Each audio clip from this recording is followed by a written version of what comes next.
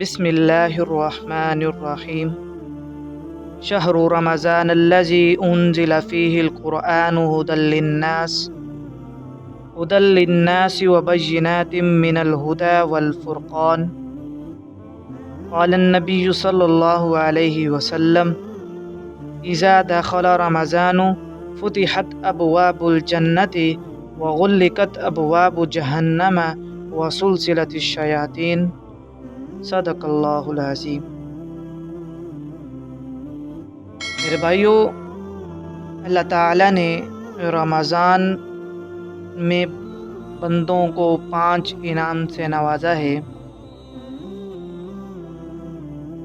حضرت ابو ہریرہ رضی اللہ تعالی عنہ سے روایت ہے کہ رسول اللہ صلی اللہ علیہ وسلم نے فرمایا: میری امت کو رمضان المبارک میں 5 چیزیں خصوصی طور پر دی گئی ہیں جو پہلی امتوں کو نہیں دی گئیں. نمبر 1، ان کے منہ کی بو اللہ تعالیٰ کے نزدیک مشک سے بھی زیادہ پسندیدہ ہے. نمبر 2، ان کے لیے دریا کی مچھلیاں تک دعا کرتی ہیں اور افطار کے وقت تک کرتی رہتی ہیں. نمبر 3، ہر روز ان کے لیے جنت کو آراستہ کیا جاتا ہے. پھر اللہ تعالیٰ ارشاد فرماتے ہیں کہ قریب ہے کہ میرے بندے دنیا کی مشقتیں اپنے اوپر سے پھینک کر تیری طرف آئیں. اور نمبر 4، اس مہینے میں سرکش شیاطین قید کر دیے جاتے ہیں کہ وہ رمضان میں ان برائیوں تک نہیں پہنچ سکتے جن کی طرف وہ غیر رمضان میں پہنچ سکتے. اور نمبر 5، رمضان کی آخری رات میں روزہ داروں کی مغفرت کر دی جاتی ہے. صحابہ رضی اللہ تعالی عنہم نے عرض کیا: کیا وہ رات شب قدر ہے؟ تو آپ صلی اللہ علیہ وسلم نے فرمایا: نہیں، بلکہ دستور یہ ہے کہ مزدور کو کام ختم ہونے کے بعد اجرت دے دی جاتی ہے. میرے بھائیوں، نبی کریم صلی اللہ علیہ وسلم نے فرمایا: اذا دخل رمضان فتحت ابواب الجنت وغلقت ابواب جہنم وسلسلت الشیاطین. جب رمضان کا مہینہ آتا ہے تو جنت کے دروازے کھول دیے جاتے ہیں، جہنم کے دروازے بند کر دیے جاتے ہیں اور شیاطین کو زنجیروں میں جکڑ دیا جاتا ہے. تو میرے بھائیوں، ہم نے ماہ رمضان کو قیمتی بنائیں، اپنے وقت کا ضیاع نہ کریں، اپنی اس دنیا کو، اپنی اس آخرت کو ضائع نہ کریں. اس دنیا کے بلبلے کی خاطر، اس دنیا کے دھوکے میں آ کر اپنی آخرت کو قطعاً ضائع نہ کریں. بہرحال رمضان المبارک کا مہینہ آ رہا ہے، اس کو قیمتی بنایا جائے اور اس کے فضائل اور برکات اور اس کی رحمتیں زیادہ سے زیادہ سمیٹنے کی کوشش کی جائے. ایک تو یہ پکا عزم اور ارادہ کر لیا جائے کہ میں نے پورا مہینہ سارے روزے رکھنے ہیں اور یہ کہ مکمل تراویح پڑھنی ہے اور تراویح میں انشاءاللہ پورا قرآن مجید سننا ہے. روزہ تو رکھنا ہی ہے، تراویح تو پڑھنی ہی ہے. اس کے علاوہ بھی جتنا ہو سکے عبادت میں وقتاً اپنے وقت کو صرف کیا جائے، جیسے کہ تلاوت قرآن مجید. رمضان اور قرآن مجید کا خصوصی تعلق ہے. رمضان المبارک میں قرآن مجید نازل ہوا. اللہ تعالیٰ نے رمضان المبارک کا تعارف ہی قرآن مجید کے ساتھ کروایا ہے. اللہ تعالیٰ فرماتے ہیں: شہر رمضان الذی انزل فیہ القرآن ھدی للناس. رمضان کا مہینہ وہ ہے جس میں قرآن مجید کو نازل کیا گیا جو لوگوں کے لیے ہدایت ہے. اسی طرح میرے بھائیوں، اس لیے تلاوت قرآن مجید کا خاص اہتمام کریں. اس مہینے میں آپ صلی اللہ علیہ وسلم بھی جبرائیل علیہ السلام سے دور کیا کرتے تھے. نوافل کا اہتمام کیا جائے، نوافل کا خاص اہتمام کریں. دوسرے مہینوں میں جن نوافل کو پڑھنے کی توفیق نہیں ہوتی یا موقع نہیں ملتا، ان کو رمضان میں پڑھنے کی کوشش کی جائے. مثلاً تہجد کی نماز عام دنوں میں نہیں پڑھ سکتے، لیکن رمضان میں رات کے آخری حصے میں سحری کے لیے تو اٹھنا ہوتا ہی ہے. تھوڑی دیر پہلے اٹھ جائیں اور تہجد کی نماز پڑھ لیں. اس کے علاوہ نماز اشراق، چاشت، اوابین عام دنوں میں اکثر نہیں پڑھی جاتی تو کم از کم رمضان میں پڑھ لیا جائے.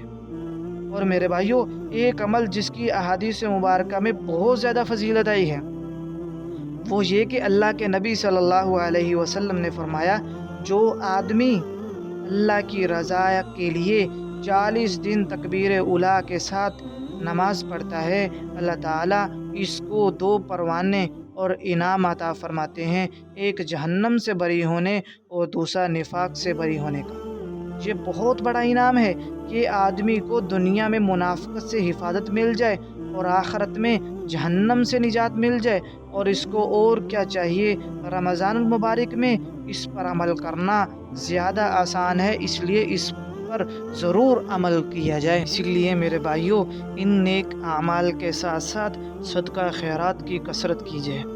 رمضان میں زکوٰۃ کے علاوہ نفلی صدقات بھی زیادہ سے زیادہ دینے کی کوشش کریں۔ کسی کی زکوٰۃ رہتی ہے تو زکوٰۃ ادا کرے، اس کے علاوہ نفلی صدقات جتنی وسعت ہو اللہ کے راستے میں خرچ کریں، غریب رشتہ داروں کا تعاون کریں، غریب پڑوسیوں کا تعاون کریں، مسجد کی خدمت کریں، دینی مدارس کا تعاون کریں۔ حدیث مبارکہ میں آتا ہے نبی کریم صلی اللہ علیہ وسلم کا سخاوت کا دریا ویسے تو سارا سال ہی موجزن رہتا تھا، لیکن رمضان میں آپ کی سخاوت ایسے ہوتی تھی جیسے تیز جھونکے مارتی ہوئی ہوائیں چلتی۔ لہٰذا ہم بھی رمضان میں صدقات کی کثرت کریں اور پہلے سے ہی کچھ نہ کچھ صدقہ خیرات کرنے کا معمول بنائیں تاکہ رمضان مبارک میں سخاوت کرنا اور اللہ کے راستے میں خرچ کرنا آسان ہو جائے۔ اور اس کے علاوہ چلتے پھرتے اٹھتے بیٹھتے اللہ تعالیٰ کا ذکر کثرت سے کریں اور زبان پر اللہ کا ذکر جاری رکھیں۔ سبحان اللہ، الحمدللہ، اللہ اکبر، لا الہ الا اللہ، سبحان اللہ وبحمدہ، سبحان اللہ العظیم، لا حول ولا قوت الا باللہ وغیرہ کچھ تسبیحات کا بھی مستقل معمول بنا لیں۔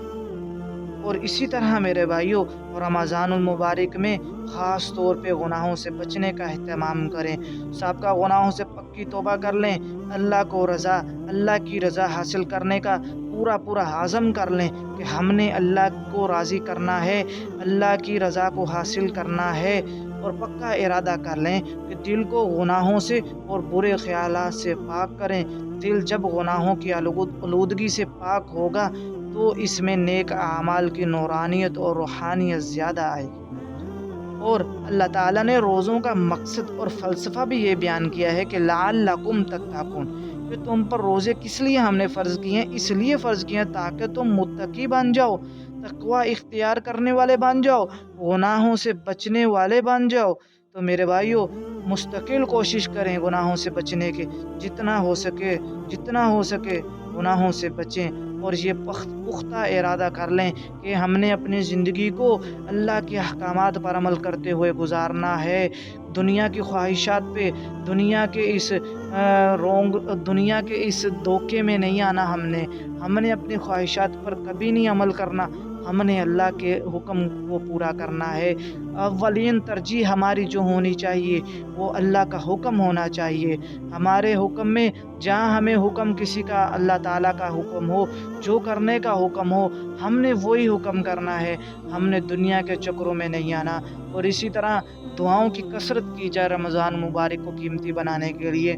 اللہ تعالیٰ کے حضور کثرت سے دعا کریں کہ اللہ کی رحمت روزہ دار کی طرف متوجہ ہوتی ہے، سحری و تہجد کے وقت دعا قبول ہوتی ہے، افطاری کے وقت قبول ہوتی ہے، روزے کی حالت میں دعا قبول ہوتی ہے۔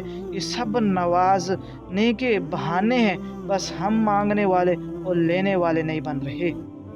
میرے بھائیوں، رمضان المبارک کا مہینہ جو ہے یہ ایک نیکیوں کا سیزن ہے، یہ نیکیوں کا سیزن ہے۔ صحابہ کرام رضی اللہ تعالیٰ فرماتے ہیں کہ جب رمضان کا مہینہ آتا تو یہ کہ اللہ کے نبی صلی اللہ علیہ وسلم کے معمولات میں خاص طور پر 3 چیزوں کا اضافہ ہوتا۔